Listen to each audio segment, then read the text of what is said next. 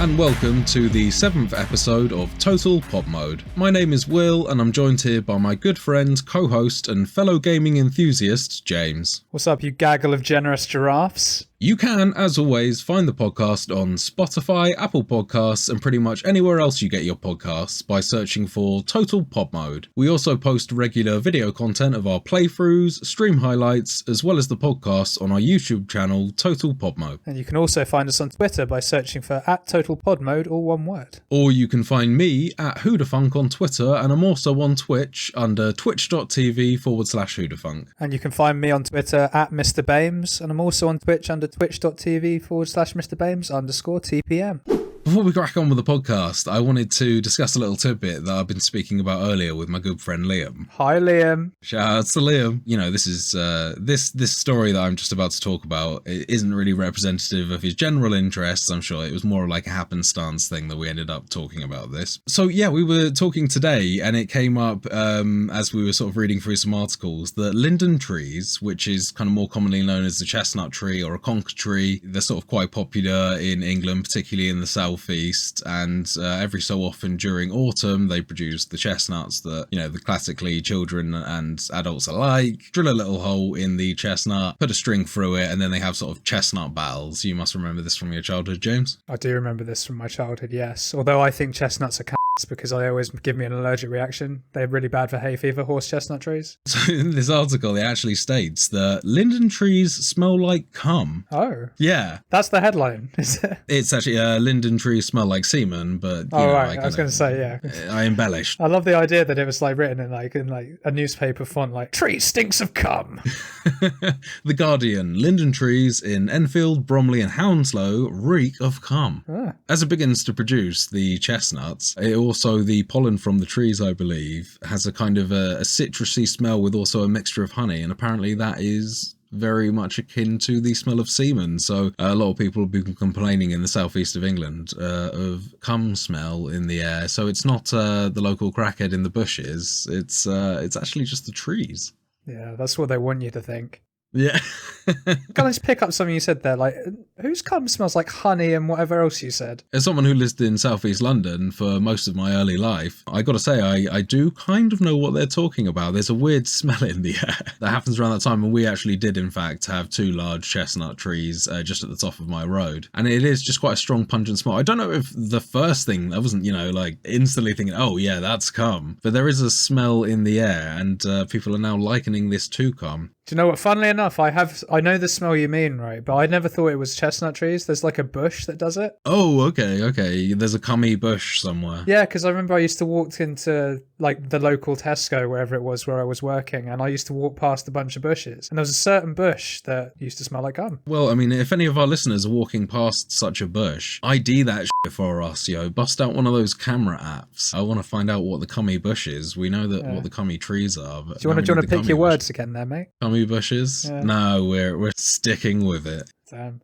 Not something I thought we'd be talking about when I first started, I won't lie. It was an interesting tidbit that I picked up, and I just felt like I don't know, I felt like today was the day to share that with everyone. A local resident living nearby the trees has compared the smell to something pretty bubbly and flirty. Not really sure what that's about. Well, that's the 2 words that I think of when I think of semen. I kind of feel like you've gone past the period of flirtation once you get to the cummy bit. Anyway, with that, very, very interesting impromptu opener out of the way. Yeah. Should we crack on with our catch up? I mean, yeah. New episode name's Nutbusters. That's done. Yeah. Damn. Come hither and smell my cummy bush, I think should be the episode name. It's not going to go down well. I think we should move on. We should move on. Yeah. Okay, James, well, as you know, I've been busy with the challenge this week, so why don't you kick us off with what you've been up to for the last week? So this week, man, I've had a few days off, so I was actually able to get a decent amount of gaming in. Had one of those sort of flitty weeks where I sort of flitted about from a few different games, but there's really only 2 that I'll discuss today. The first one of which is a game called Mortal Shell, which is, I don't know if you've heard of it or if you've played it or anything like that. I definitely haven't heard of Mortal Shell, no. Okay, so it's another Souls-like. It's, I believe, made by a relatively small studio. They certainly didn't have the highest budget I wouldn't have said in the game. But it's a pretty cool concept. You're essentially a completely defenseless foundling. Little baby foundling. Little babby. Well, you're not. You're like an adult. You're grown. But Okay. you sort of wake up in some water, and then you do the tutorial level, which is all water-based, basically. Standard sort of fare. You fight boss at the end. It doesn't matter if you beat it or don't beat it, unless you want that achievement. So you can guess what I did for like an hour. Of course, naturally. But yeah, then so you get into the game, and the sort of core mechanic is that you don't really level up as a class per se. Like you don't level your own stats. What happens is you find shells that you inhabit, which give you your stamina, your health, your power points. Because when you're just your normal foundling self, you get killed in one shot, no matter what. So it works like Souls, so you die and you'll wake up at the equivalent of a bonfire, which isn't a bonfire, It's actually a priestess that you talk to. Okay. There's only 4 shells in the base game. There's a 5th one added in the DLC. So not a huge amount of variety to choose from, but they can all use the same weapons. They do have different passive abilities and things like that, but they can use the same equipment and all that good stuff. So it's basically sort of, you can tailor it to your playstyle almost. Like one of them's full health but low stamina and low, I think it's resolve is the PowerPoint's mechanic. I think it's called resolve. One of them is sort of very balanced, which is the first one you find. One of them's high stamina, low resolve, low, or sort of mid to low health, and one of them is a higher resolve, lower health and lower stamina, because resolve kind of acts like magic. I was going to ask, yes, there's that. Essentially it's not quite. So how does it work then? What are the spells that you cast? There's no spells really. It's like your mana, but it's for things like parrying and Oh, okay. yeah, okay. which is really annoying actually. But parrying, then you can your weapons, as you unlock upgrades for the weapons, they get new sort of special attacks, and it uses a bar of resolve to use those special attacks and things like that. Because you don't really need to. I didn't really engage in that. I used them occasionally, but not much. You typically go for sort of more melee builds. What did you go for? The balanced one then mostly, or did you go for the kind of the high stamina one? So I started off, well, obviously I started off as the balanced one because that's what you do. I then made it my mission to find all of the other shells as quickly as possible so I could play with them and see what I liked. Initially, I quite liked the big tanky one because you can just tank loads of hits. So while I was learning the game, that was good. But the one I ended up settling on was the high stamina, low health or lower health one for a number of reasons. Firstly, it looked the coolest in my opinion, which is a big thing in games like that for me. Yeah, fashion, absolutely. Gotta stay with it. But the main thing was it gains, once you unlock all of its passives, it gains an immunity to poison. Well, not an immunity to poison, but when you're poisoned, it heals you rather than takes your health down. Okay. And poison, whilst isn't the most common thing in that game, is really irritating when you do get it. And the other reason was he unlocks an ability where 20% of the time, or I think it's 20% of the time, if you take a hit, it will take off your stamina rather than your health. And that really saved my ass a few times. Then if you lose all of your health and you get hit, the foundling is like knocked out of the shell. And then you have an opportunity, then all the enemies then freeze around it. You have a few seconds to get back into your shell, which will give you a full health bar again. But then if you get knocked out again, then that's it, you're dead. Game over, man. It's game over. So it's something similar to a second win mechanic. It sounds interesting. The second win mechanic is a very good way to think about it, I think. You get a second chance, but you can get killed on your way back to your shell. You said that the enemies slow down or they freeze time. Yeah, for like a couple of seconds. But in that time, you're on the floor writhing about. You don't get up straight away. And then you have to sprint back to your shell, and I've overrun it. I've gotten stuck between the enemy and my shell, and I've been pressing A to get back in, and the enemies hit me, all sorts. But the other kicker on this is that you don't really get a healing item, so you don't get any Estus equivalent at all in the whole game. Okay, but the trade-off is that you get full health back every time you manage to get back into the shell. Yeah, but you only get that once. So the only other healing you get is you can pick up mushrooms, which regen like 30 health over 30 seconds. Okay. So it's a lot more brutal at first, but once you get strong enough, it becomes not too big an issue. Yeah. But yeah, no, so played through that. Pretty short game, which is why I say that I think it's possibly come from a smaller developer with less budget. Because, I think there's only... If you discount the tutorial boss, who you then, when you're unlocking the other 3 of the 4 weapons you get in the base game, you have to fight him again. So it's kind of like one boss 4 times. But other than that, there's only 4 bosses apart from that in the whole game. So you go to 3 different temples, do your thing, kill the bosses, and then you take a gland out of the boss and take it back to this big motherfucker, who then... Well, do you care about spoilers? Not particularly. I was going to ask you to give us a quick sort of overview of the premise of the game, so yeah, get to it. So, you're a foundling. You want to ascend from the mortal plane into heaven. This is my complete take. Could be nonsense, but this is how I read it. To do so, you need to be more powerful. You need to drink this nectar stuff, which is essentially the souls. The currency the souls of the game. It's called shortened to tar. Tar, okay. Like I say, big motherfucker helps you. It's like, bring me glands. You get glands from him, from the 3 bosses that you kill. He drinks the nectar to heal himself and gives you a little bit to like level up your parry and whatnot. Right. Turns out he's an evil bastard, which I saw coming straight away. It's not very well hidden, to be honest. The demon horns and glowing red eyes, really.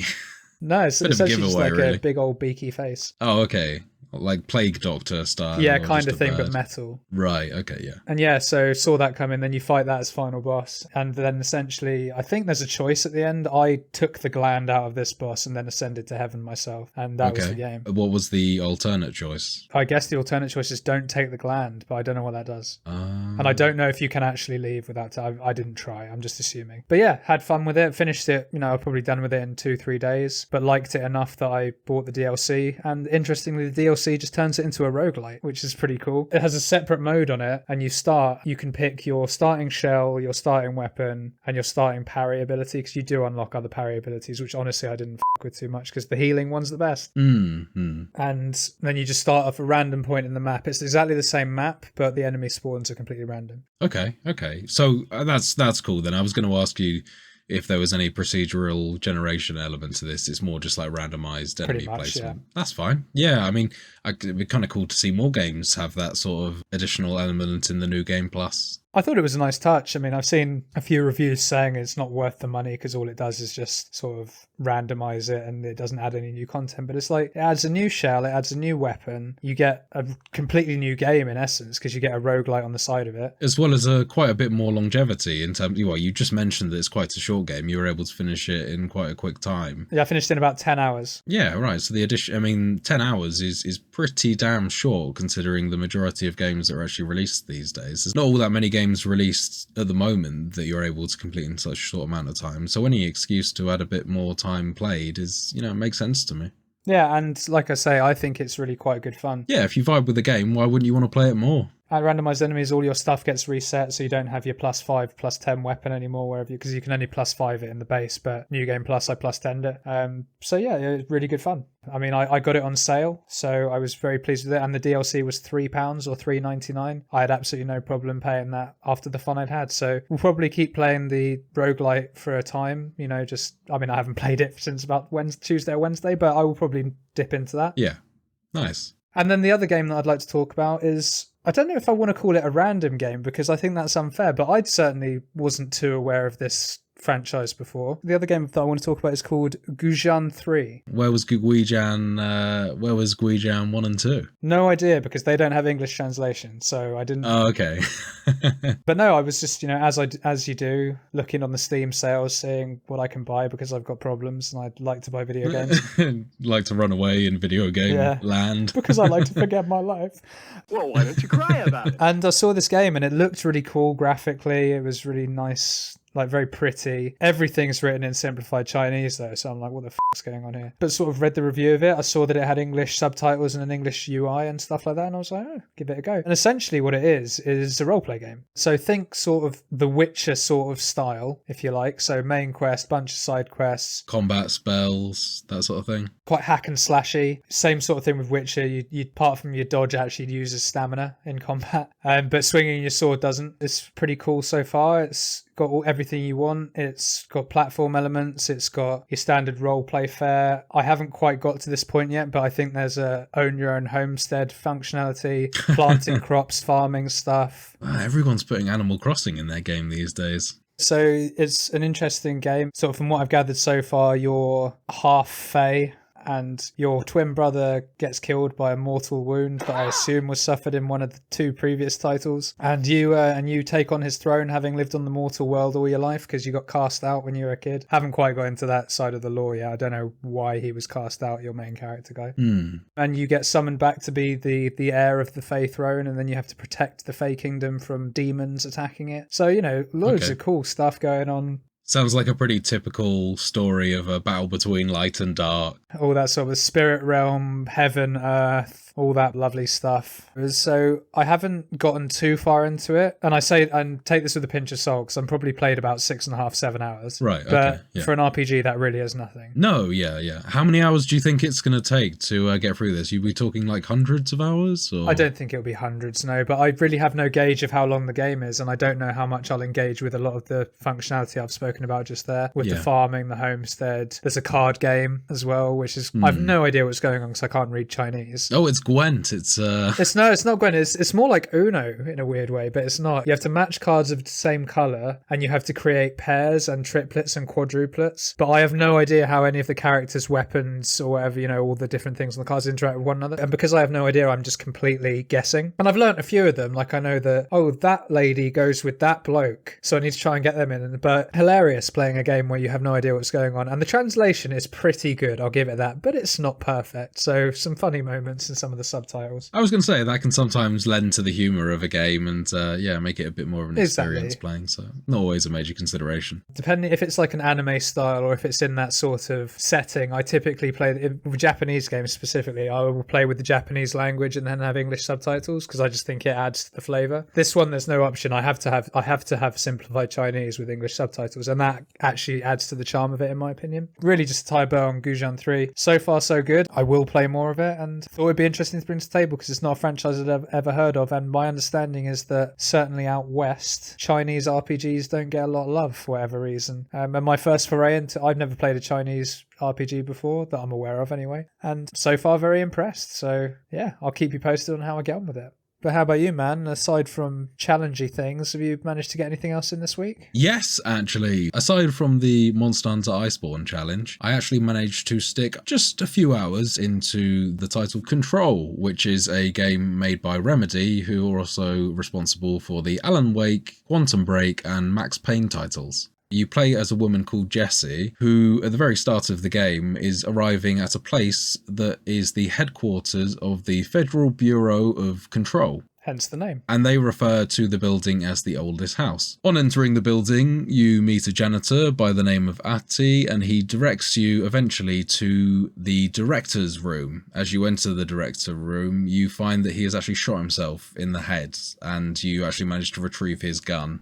So at that point, you kind of make a discovery that there is a sort of a board overseeing this building, but they're kind of like a faceless voices at this point in the game. And once you pick up the gun, which they kind of refer to as an object of power or your service weapon, you then assume control of the building, I assume. The board essentially announces that you are now the director.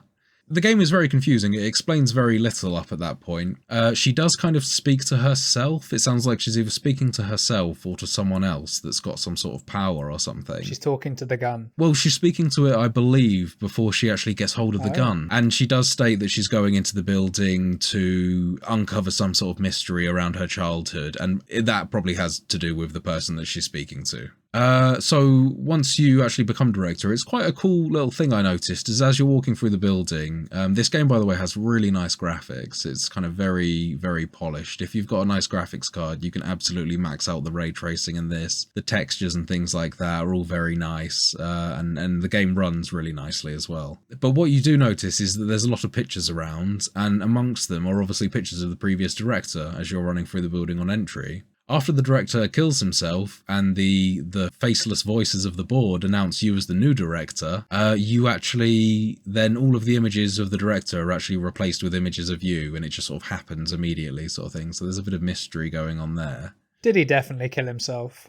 Just going to throw that out there. Well, I think he did, unless like the vision that you see is him put his gun to his hand, but you don't know whether he was currently being controlled. Big brain strat.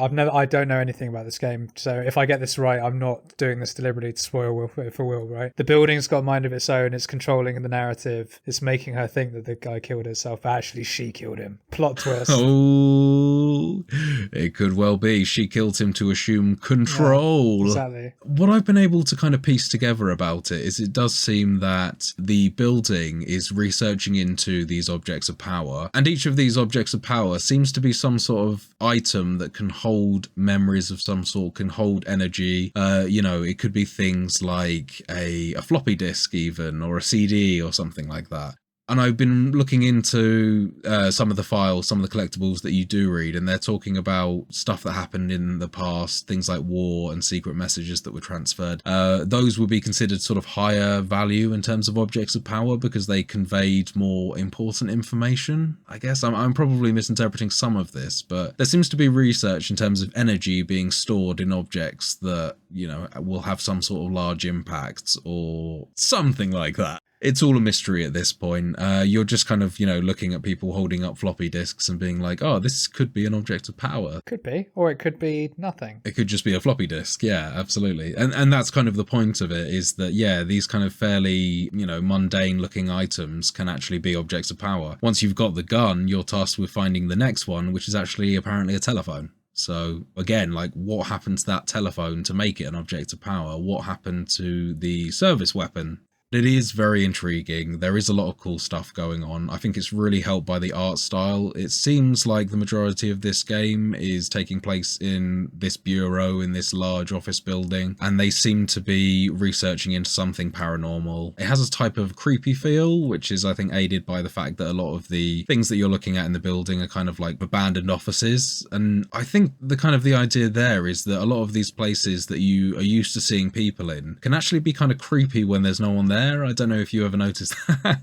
The only thing I can really liken it to is that going back into the office in my current job during the pandemic, you know, it was kind of very surreal going into an office building that had absolutely no one in it, and you were kind of the only person there. I'll second that, like, including people on no other floors either. Yeah, it's this kind of odd, eerie feeling, isn't it? The only thing you can hear is the air conditioning sort of thing. But, I mean, so whatever these guys were researching in this bureau, it's clearly led them into a load of trouble, because there's this thing that they're calling the hiss, which is now starting to take over the building, starting to corrupt people, as well as the building. There's certain rooms that are just kind of like, there's this gaping hole in the wall that's... It's not like it's been destroyed. It's kind of like it's been rearranged, I don't know, like physically, in terms of it's changing properties and things like that into another thing. The building is alive and it's making you think it's killing people. There is 100% something along those lines going on, because the building is itself classified, I believe, as an object of power. So something significant has happened inside that building that has made it an object of power. Who knows? The board may be themselves products of an object of power, because they, I don't know, you know, business needs a board. The board is the building. The board is the building, yes. Plot twist, it's all... What the fuck's the thing from Portal called? GLaDOS, yeah. GLaDOS. It's GLaDOS. Yeah. It's all GLaDOS. Oh my god, can you imagine that? You corner the last bit of the building just as you head down to the boardroom, and all of a sudden GLaDOS pipes up. Yeah. No, Stephen Merchant comes out first. He's like, oh, you're right, mate. Yeah. I'd love to see it. Yeah. So let's just get a little bit into the gameplay. So the gameplay is mostly a third-person shooter. It's got pretty decent controls. There's lots of scaling and hopping over objects that you can do. She can handle a fall pretty well in terms of being able to, I don't know, do something like hop off of a set of stairs down to a lower floor and things like that. So it gives you a lot of kind of semi-parkour around the building while you're shooting. Kind of like Trinity from the Matrix style, or more? Not as acrobatic. She's much more kind of just regularly hopping over things. It just controls particularly well in terms of the fact that, you know, you can do that. You don't have that kind of thing that certain video games have, where you'll see something that you should be able to hop over, like a little bit of a stair rail or something, and you try and do it, and they, you know, as we're all familiar with, they kind of bump off of it, slide off of it, and then just... Or just straight up invisible wall. Yeah, absolutely, yeah, like a higher invisible wall than it appears, and then you're stuck behind it. Looking at you, Gujan 3. The combat actually works really well with the fact that you're able to hop over things, and it all works quite seamlessly, because you're very much encouraged to keep moving. It's one of those games where you don't actually have an ammo limit on your pistol. It kind of technically overheats. You have a certain amount of bullets, but once you've expended them, the gun overheats and you have to wait for it to recharge. So the best sort of thing is to kind of aim your gun, open up on an enemy as much as you can until they're dead, and then stop firing, keep moving, perhaps take cover, and then sort of continue from there.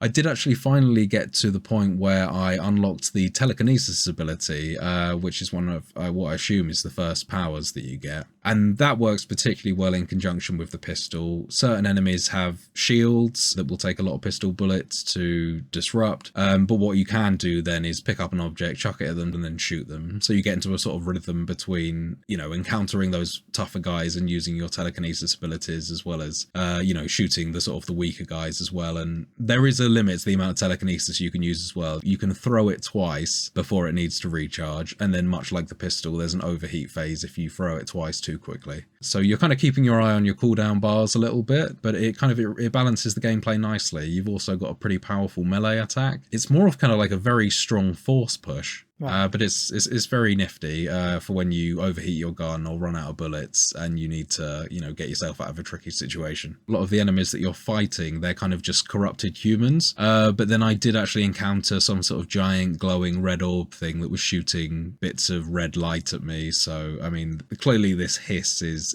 behind some sort of consciousness there, or at least corrupting the consciousness of the building. The destruction in the levels is also really good. You mentioned Trinity earlier. You remember that scene where Neo and Trinity go into the lobby and they've all loaded up on loads of guns and they end up fighting a load of dudes cartwheeling between sort of marble pillars and dust flying everywhere? That's what the game feels like a lot of the time. The destruction in terms of the environment is really fun. Your force push is extremely powerful. So if you're to do it at like some sort of marble planter or something like that, you can expect all of the cover to get blown away and reduced to next to nothing. Desks, chairs, computers, it all gets flung out the way sort of thing. The fact you can pick up something with telekinesis, throw it at people, and it'll destroy all of the office stuff behind them. It looks really, really good in that sense. The environment really reacts to what you're doing and things like that. So yeah, a lot of cool little things to muck around with. And now that I'm freed up from the game challenge, I think that I'll definitely have a lot more to talk about next week with that title because very keen to play more of it, considering that I've only chucked a couple hours in so far. Well, I look forward to hearing about it, man. Hopefully next week I'll find out more. With that, James, I think we're done with our catch-up for this episode. Shall we move on to a little bit of gaming news?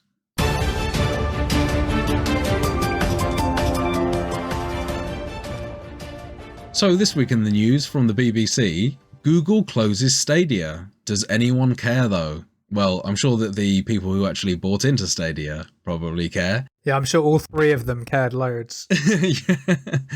Good news for those three people, though. Google are actually refunding the customers that bought any of the software as well as extra equipment like controllers and things like that. Stadia was thought to be the Netflix for games when it launched in November 2019. I disagree with that statement, but okay. What do you mean? How do you disagree? I don't think it was ever thought to be the Netflix of games. I think that's what Google wanted it to be. I don't think anyone ever thought that was what it was. No, yes. Yeah, that's an important correction to make there. Google touted this as the Netflix for games. Yeah. So the service will now come to an end on the 18th of January 2023 because of a lack of traction with gamers. No surprises there. Neither one of us has ever shown any inclination to purchase one of these. And I got to say, I can't think of a single person I know actually that's expressed any interest in picking up this. I think that most people are very much on their kind of, it's one of three ways, isn't it? It's Xbox, it's PlayStation, it's PC. And then, there's always the group that are on the Nintendo train. Well, typically with the Switch though, and this may just be my group of friends and probably yours too. The Switch is a console you have alongside one of those other ones. I don't know anyone that just has a Switch, right?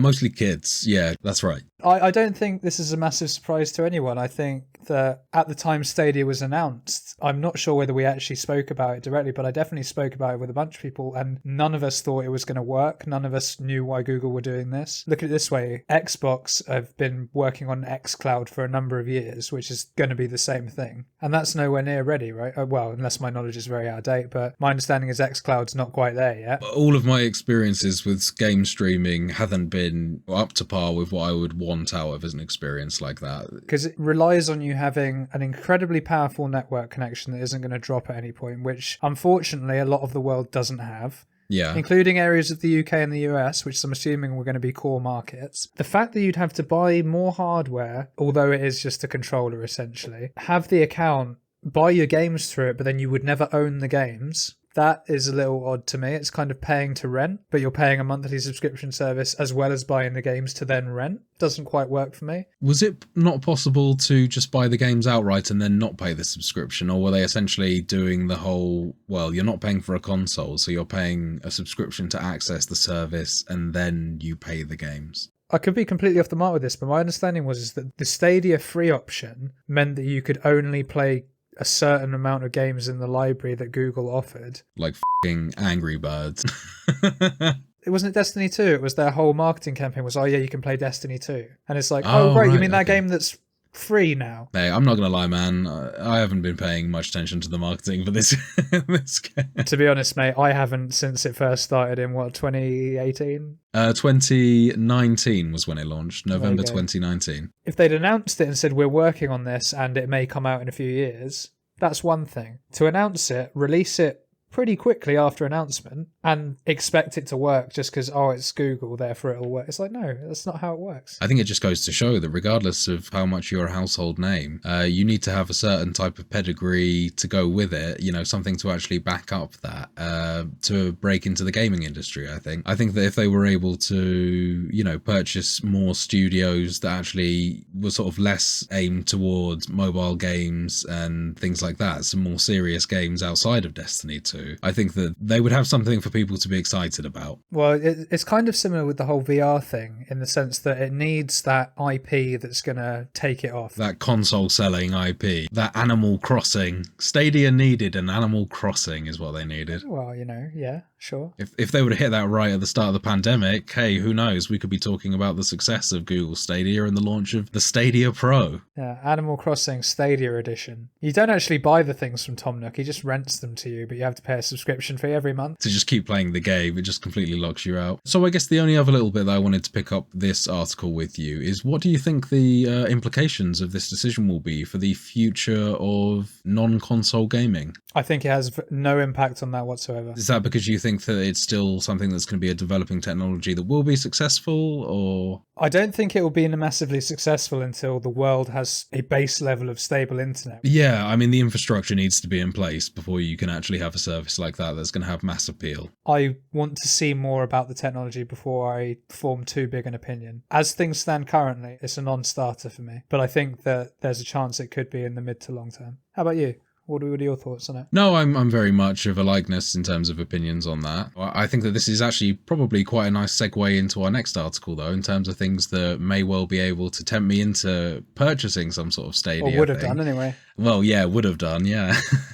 So just to double down on the misfortune of Google Stadia, Google reportedly cancelled Hideo Kojima's Stadia exclusive due to it being single player. A report from 9to5 Google claims that Hideo Kojima pitched an exclusive single-player game to Google for Stadia, and it was cancelled due to Stadia's general manager Phil Harrison not seeing an interest in single-player games. Bruh. Sort your life out, Phil. Come on, mate. He's really eating his words after things like Last of Us Part 2 and Elden Ring. I gotta say, man's clearly a gamer, huh? Yeah. I don't know if this was in the best hands. Anyway, following the game getting initial approval from Google and starting development, mock-ups for the project were even created and shown in mid-2020 before the project was just canned altogether. Well, so it's been going for a couple of years. Jeez. I mean, it's hard to say, you know, just given the thing that we've discussed. Was this because Kojima is notoriously not well known for budgeting his games and staying within budget? Notoriously expensive, yeah. Yeah, he's, you know, he's an auteur. He's a goddamn visionary, and he demands the money. So it does draw into attention. If Google were considering at this point the lack of success in the Stadia, did they want to take a gamble on dropping an extra few, however many million on a Kojima game to take that dice roll, whether it was actually going to make Stadia a success? Well, I know that Google don't have much cash, so I appreciate that's probably a big concern for them. I think it kind of is less about the overall cash and perhaps more about, you know, weighing up the risks involved there. It would be a return on investment as well, for sure, because you're not actually selling the game in theory, right? That's true. Yeah, there's no production cost associated with that, at least. It's a sad state of affairs when you've got a gaming company, or, you know, someone trying to get into the gaming industry saying, oh no, we're not going to bother with single player games. Yeah, absolutely. Anyway, in kind of opposites to the previous story, from the Netflix of games, the Netflix of games to actual Netflix, Netflix plans to launch its own video game studio based in Helsinki, Finland. So it will be led by former Zynga and Electronic Arts executive Marco Lastica, and it will bring a variety of delightful and deeply engaging original games with no ads and no in-app purchases. I should clarify that was a quote that I just read, as opposed to my own words. I'm very interested to see what delightful and deeply engaging original games the former Zynga and EA exec delivers. So full disclosure, I don't believe I've heard of Zynga. Zynga is a mobile game app developer. Okay, yep, that's why I haven't heard of them. Okay, no worries. Yep, no surprise. Yep, it's one of the extremely successful ones. But EA is a pretty big deal. You know, say what you want about EA, and I slag them off regularly for some of their practices, but they make some great games. They've made some big games over the years. So that's a fair bit of clout. Yeah, but I mean, EA also,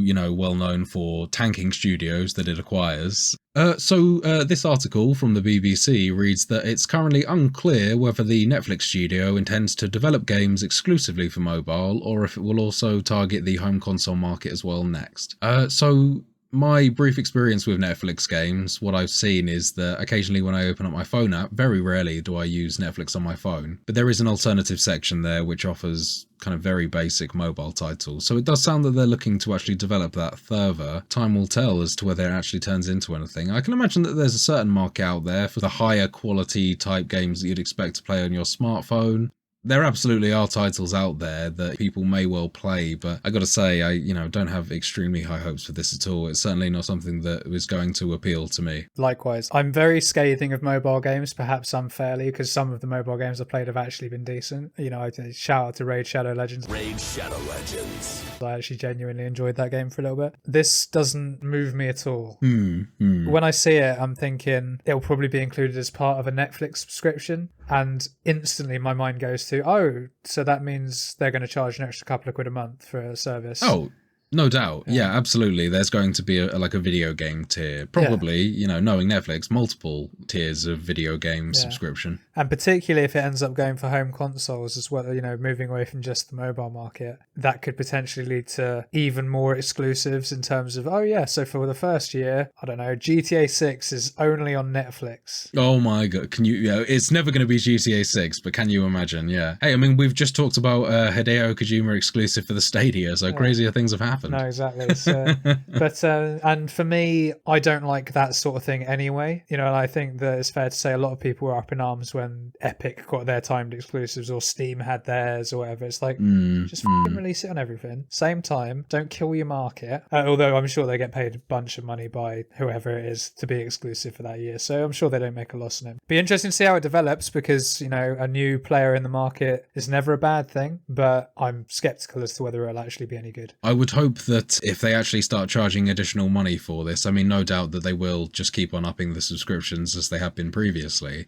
But I would hope that there would be a separate subscription for the video game thing, because I can't say I'd be overjoyed about paying much more than I am per month for a service that I'm essentially not going to use. This could just be, again, another kind of misguided attempt into something that people just aren't going to buy into, aren't going to want to pay, and essentially it's just going to negatively affect the majority of the audience that won't be using the service. Either that, or they're going to try and, because they're currently quite big on their video game adaptations into TV, right? Yes, this is true, yeah. So maybe they're going to try and do some sort of synergy there, which again doesn't fill me with any sort of confidence whatsoever, but at least I can understand that more from a business sense, I guess. There's potential for this to be interesting, but it's just not moving any of my needles at the moment. Yeah, no, I'm with you.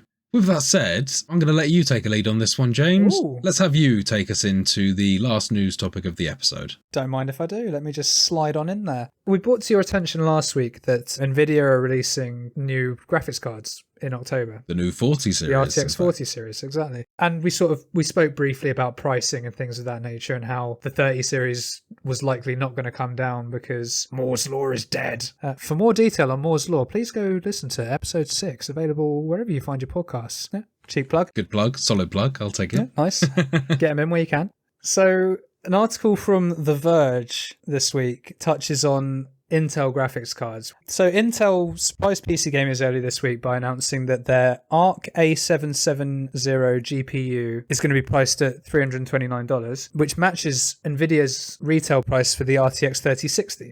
But Intel have then come out and said that their 3060 equivalent is going to be priced at just $289. So significantly cheaper. Yeah, I mean that's a big old saving there, right? Oh, I guess Moore's law isn't quite so dead after all. This is it. Hey, Nvidia. No, well, yeah, exactly. Now, don't get me wrong. I'm sure that it's quite difficult to find a 3060 at $329, especially these days. I'm sure that price has gone up because of silicon shortages and all that good stuff that we also went into on last week's pod. But for Intel to come out with this pricing structure is quite an interesting move, I feel. It's certainly ballsy. Well, I mean, it seems a pretty clear attempt at undercutting a competitor that is currently on top. But quoting the Verge article that I'm looking at here, they're stating that $289 for the starting price is pretty competitive with that of the 3060. So interesting move. I think you're quite right. I think it's Intel trying to sort of put Nvidia on notice and say, hey, you're saying that cards aren't going to get any cheaper, but we're going to offer an equivalent card for this much. Now, is it an equivalent card? I don't know. I've never actually used an Intel card before, so... Yeah, the jury's out, I suppose, on actual performance of this thing until you sort of see it in front of you, or we see a lovely breakdown from Digital Foundry on this, whenever that may be, or if one already exists, I'll certainly be looking for one at some point to actually see how this really matches up. Well, I was going to say, man, if it is genuinely a sort of like-for-like comparison with the 3060, $289, that's 250 quid. I might be looking at buying a graphics card like that before we enter our next shortage. Yeah, exactly. Get it while it's good. And don't you have an Intel processor as well? So that might synergize quite nicely. Absolutely, yeah. There wouldn't be any sort of difficulty there in terms of suddenly running a different format. Yeah. Something to keep an eye on, I suppose. I think that's probably enough of the news articles for one day. Shall we move on to our A Games Challenge?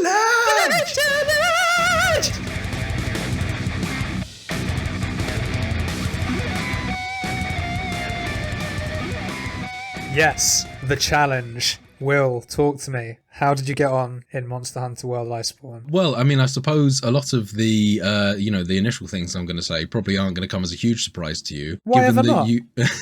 Because you actually helped me out considerably during this challenge in the initial stages and mid stages as well, I would say. So during this challenge, me and James kind of co-opt on the hunts. As people know, we were playing Monster Hunter Iceborne, the downloadable content for Monster Hunter World. This is a game that me and James have both played a considerable amount of in the past across various consoles and platforms. Particularly you, gotta say. So let's just say that Monster Hunter World has definitely made its money out of me. I think I probably single-handedly funded the next Street Fighter. And Rise, from what I hear. I hear we have you to thank for, was it Sunbite? What's it called? Sunbreak. Sunbreak, that was it. So I had a great time in Monster Hunter Iceborne. Thanks again for setting this as a challenge. I think that this kind of definitely falls under the category of games that I probably wouldn't have picked up for a significant amount of time, if ever, unless I'd actually been challenged by you. So very good choice. You're most welcome and I'm glad to please. So as I was playing through the game, I guess initial impressions were that I really enjoyed the new setting. Being able to go around and sit in the hot spas to sort of increase your resistance to the cold. Snow mechanics are great as well when it's on the floor and you can make patterns in it. Yeah, the snow mechanics themselves are, I would equate them to something like Red Dead or something like that, because each character creates their own paths in the snow and it's always satisfying to draw amusing images, if you will. He means cock and balls. The little macaque monkeys chilling out in the hot springs are really cute, and I really want to increase my menagerie that I've been collecting. I've been busting out the old capture net whenever I see these things around and decorating my home with them, which is something that I finally got around to doing early this morning. I had a quick look at the house that I had. It's very luxurious. Yeah. There's a lot of customization options going on there. You've got various different furnishing styles, floor styles, wall styles, curtains, drapes, and things like that. There's the Home Sweet Home style, which is your initial default one where it's very log cabin rustic looking. I changed it into the kind of fancy type thing, fancy banisters and oak floors and things like that. Oh, fair. Well, if you go to the table, you can choose what's on the table, and one of them's like a big old feast. And obviously, we should probably say early doors that the food in this game looks incredible. Yeah, absolutely. It's some of the most appealing video game food that you ever see. And the way that it's presented as well, because you actually get to see the preparation. For anyone that's not familiar with the Monster Hunter series, a lot of the backup that you get and domestic work that's clearly provided around your facility is carried out by a team of kind of things resembling cats, but they actually all walk around on their hind legs. Yeah. They're like chubby cats, aren't they? Chubby's a bit harsh. I mean, cats are quite sleek looking. Some of the palicos are too. Are they? Are the palicos sleek looking? I don't know. Catator's fucking ripped, mate. Catator's my palico. Who's your palico? Based on Rattata, the Pokemon. Don't chat about Rattata, mate. Yeah. He will fucking deck you. Catator, please. Catator. Oh, jeez. Yeah. I'm even getting his name wrong. I was going to say, this is very disrespectful. So the aim of Monster Hunter, for anyone who is still unfamiliar, is mostly to bully your way through dinosaurs. Well, at least Monster Hunter World. There is kind of a lot more variation in other Monster Hunter titles in terms of the bosses that you fight, which is something we'll get onto in a little bit. But for the most part, this game is you're fighting sort of giant lizards, dragons, various beasts and monsters. T-Rexes. Yeah, T-Rexes, things that are inspired from lizards. There is a few kind of bird looking dragon things to vary things up. There's things that slightly resemble bats, I guess. There's something called a Tigrex or a Tigrex. It's a tiger dragon, isn't it, really? They're all kind I didn't of get dragons. Much tiger from it, to be honest with you. I just saw a dragon. It's slightly orange. It's the teeth that you can see that make it resemble that. Well, they're kind of saber-toothy, I suppose, yeah. Yeah, exactly, yeah. So as I was saying, you're kind of just basically playing your way through hunting down these monsters, either capturing or killing them, and using them for a combination of research and captions there, definitely. It's kind of questionable what the research involves further than just figuring out cool ways to wear the thing that you've murdered. I was going to say, it's research into fashion. That's really what it is. It is, yeah. It's just more like, I guess your commander is some sort of Cruella de Vil, and you're just kind of going around bonking everything on the head and kind of wearing it or turning it into some sort of weapon that you can then use to kill more powerful monsters. I mean, it's quite funny. I think a lot of this, there's definitely a kind of ignored factor here that you are just kind of showing up in an ancient land, completely disrupting the cycle. It feels like, you know, you've only just recently established yourselves here, really. You're kind of, I think at one point in the game, even the commander says something like, maybe it's just because I was born here, but this is my place that I'm going to defend. And everyone sort of takes a stand based on the speech that he says. And it's like, well, I mean, you are kind of invaders in this land, and now you're just kind of hunting creatures for what seems like mostly sport, if I'll be honest. Yeah, there's a couple of dangerous ones out there, but mostly sport. Yeah, you're right. There's a reason why I said bullying dinosaurs earlier. It truly does feel like that. As you're sort of beating down the monsters, they'll start to show signs of being tired, they'll start limping away and things like that, and it does feel particularly mean when you've just got 4 people taking turns to take chunks out of it while it's clearly trying to escape. Or waiting for it to fall asleep and putting a barrel bomb by its head and then saying, Yeah, there's particularly cruel tactics involved at certain points. Cruel, but very effective. The alternative, of course, is to actually capture them, as I mentioned earlier. And at that point, then they sort of get transported back to the base, but they then sort of mysteriously go missing by the next mission. Yeah, and some of the NPCs walk around in some fancier outfits every so often. You're like, I wonder where they got that from. I'm looking at you, excitable A-lister. The cutscenes being unskippable is quite a drag, considering that I haven't been paying a great deal of attention to what's going on. The premise to me is as simple as I explained earlier. You're killing shit to wear shit and kill more shit with better shit. There is a story in there somewhere, but that's the crux, yeah. That's about the gist of it. To make it more interesting, we've been adding our own little twist on the story, you know. Me and my handler are in a very, very casual relationship because she's also getting together with old lady tracker. Yeah, the tracker lady as well, yeah. So, yeah, the handler's really kind of a bit all over the place in your private storytelling scenario for Monster Hunter. Yeah. Well, I know you prefer Serious Handler. Serious Handler for me is best waifu, you know, basically. I've just cucked the excitable A-lister. Yeah, he's none the wiser. He's too busy carrying shit around and being in cutscenes and whatnot. You know, he's not paying attention to it. I mean, are they even together? They're just handler and they're just partners, right? Jesus. Excitable A-lister would be punching with Serious Handler, I'll tell you that much. You're not wrong.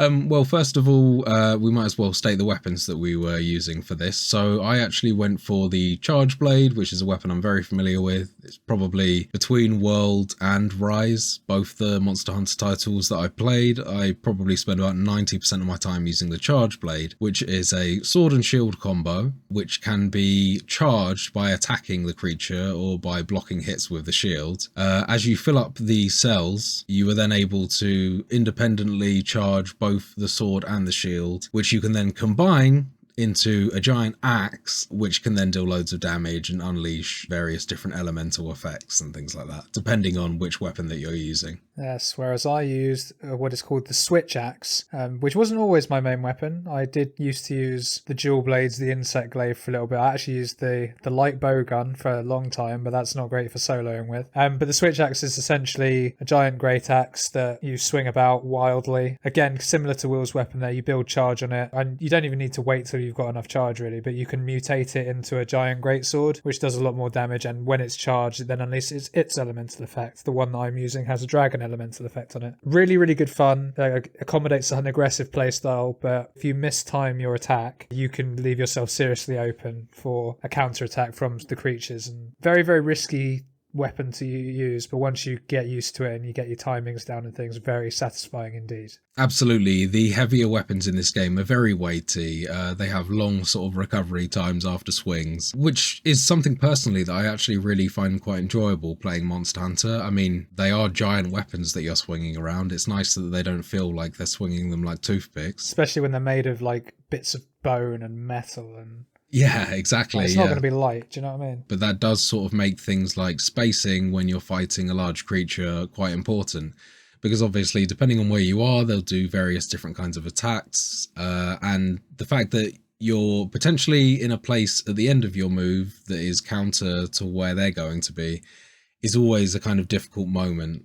It definitely plays a larger part into the gameplay compared to something like Dark Souls, where spacing is still important, but in Monster Hunter, the amount of AoE attacks that they have and things like that, I feel like it's much more relevant there. You're much more at risk of finishing a combo in the wrong place and then getting hit by a follow-up. The other thing that can be really annoying is because the animation to get up when you get knocked over is so long-winded in Monster Hunter World, and rightly so. You're getting smacked by a giant creature. It does make it that double important because you can still get attacked while you're on the floor. Yeah, exactly. There's no iframes while you're recovering. No.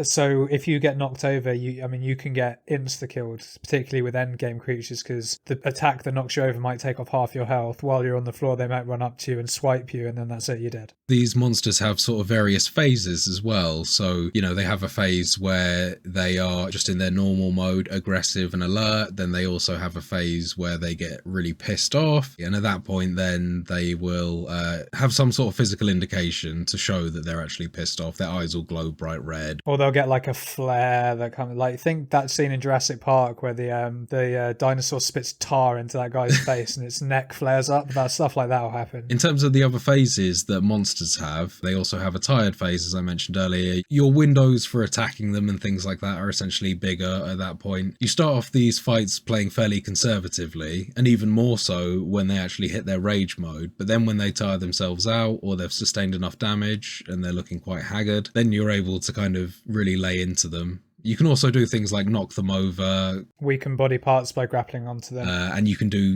even things like actually mount them and then do a sort of special move that will then knock them over onto the floor as well. And I think all of that works really well with the fact that what we just said, that the fact that the weapons are so heavy that to do your ultimate move in the weapon combo, it takes a certain amount of preparation and having done sort of various moves beforehand. And that's why playing with others is quite key to not the enjoyment overall, but it does make a huge difference to the enjoyment, I've got to say, because I tried to solo a lot of Iceborne originally, and you can do it, but it takes so long and you don't get any sort of chance to set yourself up. Like some of the stuff we were doing in the weeks just gone, neither of us would have been able to do solo, because like for example there's times where it's aggroed on me, I'm attacking it, you'll then climb up somewhere, jump off and land on it and mount it, which then means I can then run around while it's focused, jump on its tail, and I love trying to cut off tails, man. It's like my thing in Monster Hunter. I've got to get that tail. So but yeah, you can do all sorts of cool stuff like that, and when you have 3 or 4 people as well, it's just incredible the scope of things you can do. So more on that point, we were reverting to using the SOS flare quite a bit when we were playing together, which then allows players from outside of your actual server session to come and join you.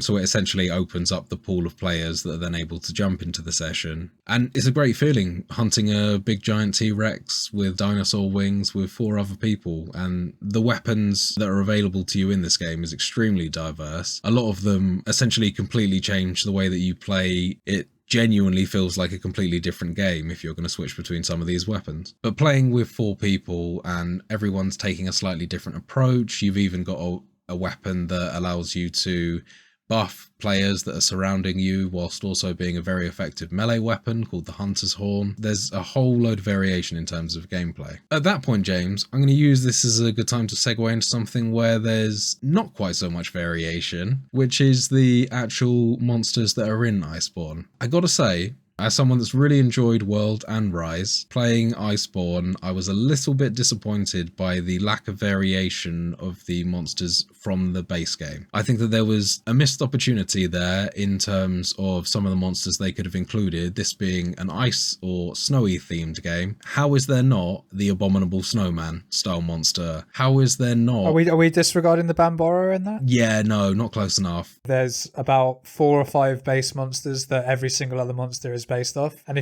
once you see it, you can't unsee it. Yeah, a lot of these monsters, you can tell that a lot of them are essentially using the same framework for the models, and a lot of them will, say for instance, walk in a similar way or share certain similar moves. They do a very good job of varying the different move sets. I was going to say, I had no idea that for ages that the Paolumo was a Pookie. Yeah. It was only when it does its running attack and you're like, it runs like the Pookie. Whereas like say an Anjanath and then you get the full get Anjanath, it's like, yeah, you're the same. And this is the thing, is I've got no problem with using the same framework for the monsters and then varying them up significantly. What I don't like seeing is what you just mentioned there, the Folga Anjanath, the Frostfang Barioth, I haven't seen that one. Is that just the same as a Barioth, is it? Absolutely, yeah. Seething Basilgeuse. The Shrieking Legiana was the one that got me. The Brachydios was actually one of the newer enemies, which I really enjoyed fighting. That was the one that had the kind of the thumpy fists that pump into the ground, and it leaves kind of explosions around for you that you've got to avoid. Still just an Anjanath though, right? So the moveset on that one, because of the fact it did have the large fists, it did feel varied enough. I will give a shout out while we're talking about this though to the Coral Pookie, because I thought that was done really well. Yeah, no, 100% I'm with you there on that. There are some of these, I can't deny that actually, even though they were very obviously just reskins, the additional moves that they did get did make them feel unique enough. And really interesting fights. My feeling in this was the monsters that were included in Iceborne were a lot faster. They were a lot more agile in terms of the way they hop around during the fights. And a lot more aggressive too. Absolutely. Aggressiveness dialed up, as well as their actual super moves were pretty devastating. And, I didn't count the amount of deaths it took me this week, but there was a lot of those moments where I would get knocked over and then I was unable to recover before I got taken out by a fucking hyper beam or something. Oh god, that fucking Valkana's ice beam, man. Yeah. Some of the new moves didn't have as obvious a tell. Yes. So it'd be like, so for example, we're talking about the Valkana's ice beam, right? It had one that shot forward and one that sort of arced around the map. And they had the same build up in my mind. So it's very hard to, like, you dodge one way, then you get arced because it's like, oh shit, I dodged the wrong way. Or you dodge and it's like, oh yeah, it's a straight line. That's exactly what I thought. Which is good for the challenge, but it's just like something I noticed. Whereas I felt that in base game, they were a lot easier to telegraph a lot of the time. Yeah. Could be a familiarity thing then as well. I've put way more hours into the base game than I have Iceborne, so.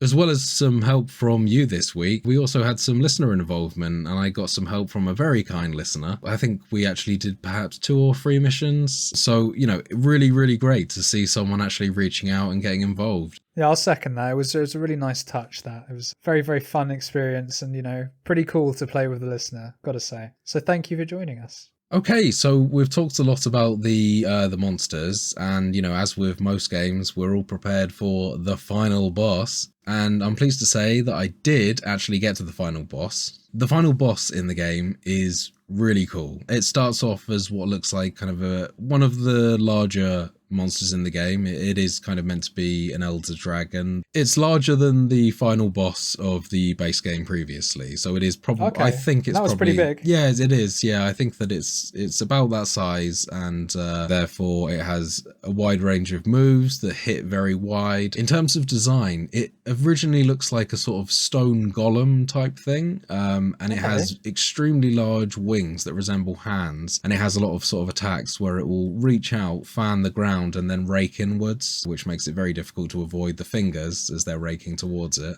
As you fight, you're breaking parts on it. Eventually, all of the rocks sort of crumble away, and then it reveals underneath it a very large elder dragon that's just been sort of hiding away. And initially in the fight, it's moving quite slowly, and suddenly the mobility is increased. It becomes very evasive. Its moves become a lot faster than it was previously when it was encased in stone. It suddenly has access to a lot more area of attack moves, and it's just a lot more aggressive all over.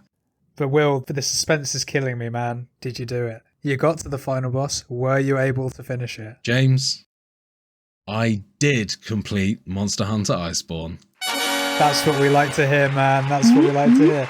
Losing streak's over, baby. No more fails here. Oh, yeah. Well done, man. That's really, really impressive. In the bag, baby. That dry streak is over. What's the score, baby?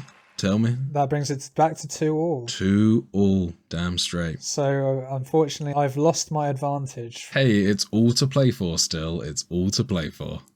But, James, there's something I'm not telling you. Something I've been holding back on telling you. What's that? Did you cheat? No, I didn't cheat. I did complete the game. Did I contribute very much to completing the final boss? No. Oh. No, I did not. I died I think it took me about 3 attempts before I actually was finally successful in having the monster defeated for me. Oh, right, okay. On my final attempt, it was my kind of final attempt at the game, but I really didn't expect to actually have this as my final attempt, particularly because I ran into the issue where, you die, you go back to your base, you get ready again and you go out, and I kept on getting into that. After 3 attempts, I eventually forgot to restock on potions. So I was pretty damn low. I died before I was able to use them all up, thankfully, on the previous run, but I was running low on potions for that run. Right. Also, for this final mission, they don't give you the opportunity to eat before the mission, which is responsible for boosting your health, your stamina, as well as various other effects it can give you. So I was kind of in the fight, I got knocked 3 times, and at that point I had no potions for the final stage of the fight. Just as I was hanging out in the starter area after being sent back to it after dying for the 3rd time, I was looking down at the dragon like, oh, what's he doing? Is he doing his ultimate? And then suddenly the screen cut and the 3 other players that I was with finished it off. So it felt like this is perhaps what some might consider an undeserved victory. I would just like to say many thank you to those 3 players. Well, that's all right. You're just going to claim their victory. Thanks, guys. Yeah, absolutely, mate. I, jumped back down into the arena in time to give it a good carving, and job was a good one, mate. Challenge complete. Hey, that wasn't against the rules. Yeah, I stayed very, very firmly within the, extremely wide framework that you gave me there. Oh, well, no, I thank you for admitting it. That's very honest of you, but absolutely no impact on the result, man. You still completed the challenge. Yeah, a victory done, yes. A victory deserved, You did the rest of it. I did do the rest of it. Again, once again, with a lot of support, which I am very thankful for. So there we have it, James. Another challenge down. I emerged victorious from the challenge of Monster Hunter Iceborne. But with all of that, James, I think it's now time to get on to my challenge to you. So this is a challenge I thought quite long and hard about. As you know, James, today we are recording episode 7 of the podcast. 7 is, of course, a lucky number. So I'm wishing you all the luck in completing this next challenge. My challenge for you this week is Legend of Zelda: Breath of the Wild. Oh. Now, this is not a completion challenge. My challenge for you, James, is to complete 77 different shrines in Breath of the Wild. I feel like that's a good challenge because I also think that it may not be as easy as you think it is, because these shrines do depend on you exploring the majority of the map to find them. Not all of the shrines are easy to find. A lot of them are hidden away somewhere. A lot of them you may even need to get specific abilities to unlock. So I think that actually this is going to be kind of one of them challenges where it's going to be achievable, but I don't think it's on the surface it sounds easy, but this is going to test you, I think. Yeah, no, this is a good one, man. I'm looking forward to giving it a go. As I say, I've probably put, I don't know, maybe 10 hours into Breath of the Wild total, maybe even less. I honestly couldn't tell you. It was probably less, actually, in all honesty. So I have no real prior knowledge, if you like, going into it, aside from some of the shrines that I will have already done. So no, yeah, this is a good one, man. I think they will challenge me. There's no risk of the game not fucking working, so that's good. Yeah, exactly. I really felt like I owed you a single player challenge this week following the disappointment of the multiplayer. No, dude, you owe me nothing, man. I'm going to generously call it a freak accident because I don't think it's standard that you get that bug three times on the bounce. I think that was just really unlucky on my part. I'm hyped to do this because, like I say, it gives me an excuse to get into the Breath of the Wild again. We were talking about it a few episodes ago now because the new one's been announced. Yeah, absolutely. At some point I'd like to get back into Breath of the Wild to give it another fair crack. This could be what gives it a fair crack, because without knowing too much, I imagine I'm probably going to have to do at least one of the bosses to unlock portions of the map to get to these shrines. It really depends. I mean, there's various ways you could attack this. You could sort of try and progress the story to get certain abilities that are going to allow you to get certain shrines easier, or you could just search far and wide and see how many shrines you can get without progressing the story. I think that you've got a bit of freedom here to attack it from different angles. Yeah. Really looking forward to hearing how you get on with this challenge. But with all that said, I think it's time to draw this episode to a close. So once again, a very special thank you to all of our listeners. Thanks again to James for joining me for another week. We're looking forward to bringing you another episode next Monday. Episodes release weekly at 9 o'clock on Mondays. You can, as always, find the podcast on Spotify, Apple Podcasts, and pretty much anywhere else you get your podcasts by searching for Total Pod Mode. We also post regular video content of our playthroughs, stream highlights, as well as the podcast on our YouTube channel, Total Pod Mode. You can also find us on Twitter by searching for @TotalPodMode, all one word. Or you can find me at Whodafunk on Twitter, and I'm also on Twitch under twitch.tv/Whodafunk. And whilst you're there, you can also find me on Twitter at Mr. Bames, and I'm also on Twitch under twitch.tv/MrBames_TPM. I think we're done for another day. Let's play us out. Bye-bye. Bye.